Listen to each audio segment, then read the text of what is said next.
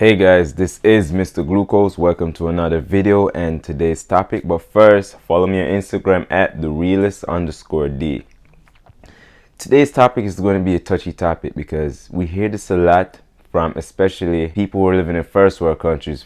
For example, Americans. Sometimes they say immigrants come over here to take jobs and they act like they're better than them. But in that sense, they're not trying to say they're better than them. It's just that people from third world countries and poorer countries are more hard workers. Sounds offensive saying that, but think about it this way. They never went to the store and bought coffee before. They have to pick it or grow it from some countries.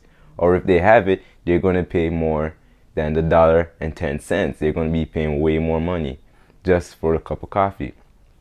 So in that sense, you could say as Americans, we're privileged to have these opportunities in order to just a little $1.10. It's not going to kill you. But in this sense, when a lot of third world country immigrants come over into this country, what do? They stick together as a pack. And when they come over, they're shocked because everything is so easy. You're seeing a washing machine, you're seeing a dryer, because all you have to do is that when people complain and say, oh, I'm not going to be a housewife because then I'm just going to be home cooking and doing laundry. When cooking and laundry in the 21st century is not hard anymore. You got an air fryer, you got an oven, you got a microwave, you got all kinds of equipment. The washing machine, you're gonna just go in the hamper, take your clothes out, just dump it in the washer, then the detergent, close it, wash it, then throw it in the dryer, and that's it. And let's be honest, people aren't folding their clothes anymore. So we're living in an easy time, and yet still people are still complaining. In the first world countries, like, everything is hard. And I bet you could go to a third world country, you're not going to have the privilege of having all of these appliances. In some countries, you have to make the chicken from scratch. You're not going to get it in a supermarket.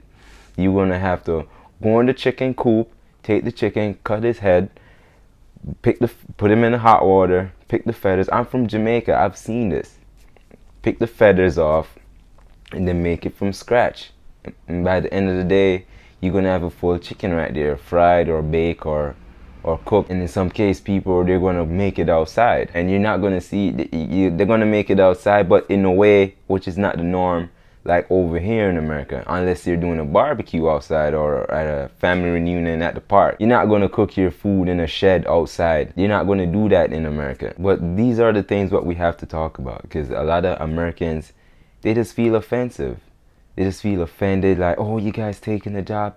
When third world countries, they have a stronger and a harder drive trying to make the best of their lives. They have this drive like, hey, I'm coming from the mud, and then now I'm going to work so hard to the point when I'm not in the mud anymore. But a lot of Americans, they just complain about the simplest things. The bus is coming late. Oh, why is the bus late? Oh, it's 10 minutes late. In other countries, you don't even have a bus running with bus stop. You have a taxi, which is like a taxi bus or a taxi car, and if you miss it, that's it. You gotta wait for the next trip. Or you have to walk, or you have to ride a bike. And in this country, we're so privileged to the point where we forget that we have it so easy. I'll give you an example. I'm from Jamaica, so I went down to Jamaica 2 years ago and I was visiting, because back then we had to draw the water from the well. We didn't have running water to run from the outside into the inside of the house. So when I went there, I kind of forgot where I came from. I was like, wow, I had to go outside, get a bucket and draw the water from the well, and then put it in the bathroom, put it in like in a tub, like a bathtub, and dip my rag in there and soak my rag up and kind of like bathe myself. And I'm like, wow, I haven't done this in 10 years. That's crazy. I forgot where I came from. And I was like, wow, man, I'm so privileged because now I'm in America for the past 12 years. I'm looking at it like, wow, all I have to do is turn on the hot water. And their hot water is, when in Jamaica, we didn't have hot water. All we had to boil the water on the stove in a kettle. And then when the water is hot, you got to throw it in the bathtub, in the basin, and that's how you get hot water. And we didn't have that. You just turn on the pipe. Yep, hot water. Oh, cold water. Oh, it's too cold. I'm gonna mix the two. We didn't have that. And I'm so privileged. I could just go in the bathroom, turn on the hot water. Even the stoves are electric now. Everything is electric. Nothing is gas powered anymore, almost. At least where I'm living right now. Everything is electric. We don't have gas. You got the central air is electric. The stove is electric. Microwave is electric. Air fryer is electric. Toaster is electric.